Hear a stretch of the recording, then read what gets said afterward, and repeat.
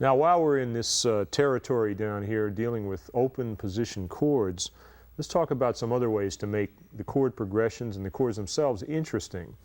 And one very common way is to add notes to the chords by using a technique known as hammer-ons and pull-offs.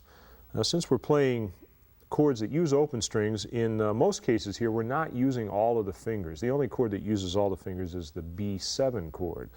The E chord, for instance, leaves a fourth finger dangling out in the wind here. So if I want to use that finger, here's how I could do it, for instance.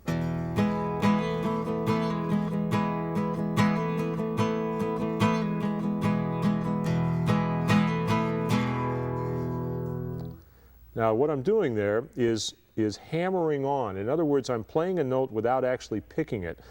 And to get a close-up of the technique here, I'm going to get rid of these fingers, which are not involved.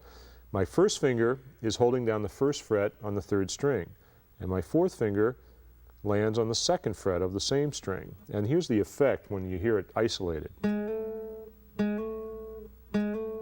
I only pick the first note, and then it's the impact of the finger against the string that creates the sound of the second note. You can even do a pull-off. A pull-off is when you pluck the note by pulling the finger to the side.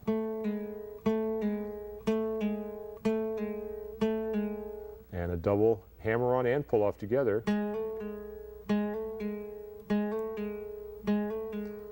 Right, now that's why it's a good idea to build up your fourth finger along with everything else. Don't abandon the fourth finger when you're practicing technique. All right, once again, putting it back in the chord. Here's the E chord, adding the fourth finger, pulling it off.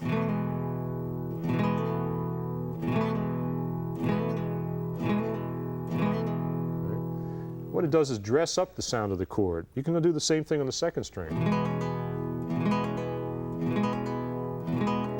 There I'm going from the open string to the second fret. Hammer on, pull off. First string.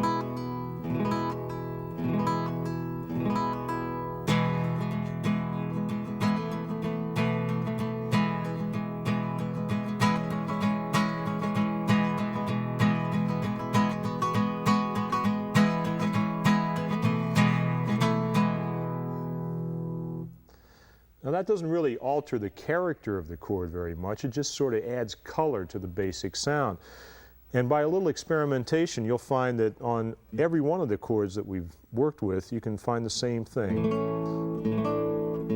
With the A chord, using the fingering we've had, it requires moving the fourth finger or lifting up the fourth finger to reveal the open second string.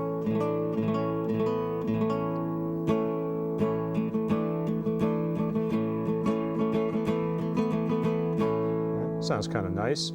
Here's one that's very common, and a lot of people have used this in recordings. On the D chord, with the fourth finger, hammering on the third fret, and then with the second finger, pulling off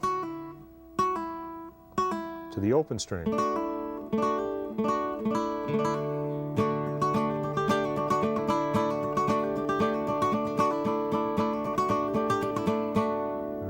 A pretty common one. The G chord, due to the way it's fingered, if you finger it like this, you're kind of stuck. You can't really make much use of the fourth finger. If you refinger it though with the fourth finger on the high string, third finger on the low string, and the second finger on the fifth string, that leaves the first finger free to add the note on the second string at the first fret. And so you get the same effect.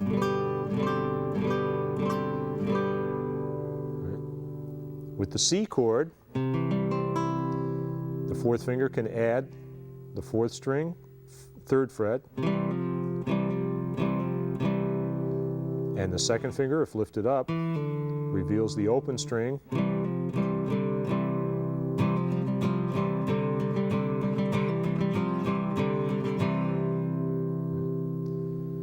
You can embellish the minor chords the same as you do the major chords. By that I mean adding notes to the chord or pulling off notes from the chord. There's the A minor, adding the note with the fourth finger and pulling off to the open string, D minor,